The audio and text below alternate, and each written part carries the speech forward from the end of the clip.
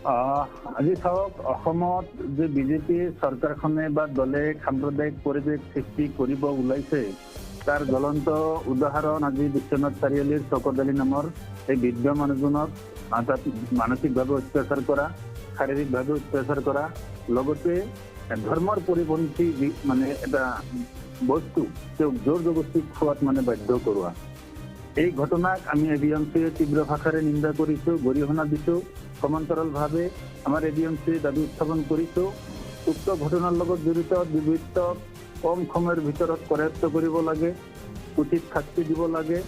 লগতে আৰু এটা আহ্বান অসমৰ ৰাইজৰ প্ৰতি, এই ঘটনাৰ আলম লৈ যাতে অসমত সাম্প্ৰদায়িক পৰিৱেশ সৃষ্টি নহয়, সকলো জাতি জনগোষ্ঠীয়ে যাতে শান্তি শৃংখলা অটুট ৰাখে তাৰ কাৰণে আমি এবিএমচিয়ে দাবী জনাইছোঁ বা আহ্বান জনাইছোঁ। হয়, নিশ্চিতৰূপে দেখিবলৈ পোৱা মতে এক নিৰ্মম অত্যাচাৰ তথা মানৱ সমাজক লজ্জান্বিত কৰা এই ভিডিঅ'টোত প্ৰকাশ কৰিছিলে। আচলতে তেওঁক আৰু কেইটামান দুটা ভিডিঅ' ভাইৰেল হৈছিলে। প্ৰথমটো ভিডিঅ'ত তেখেতক এটা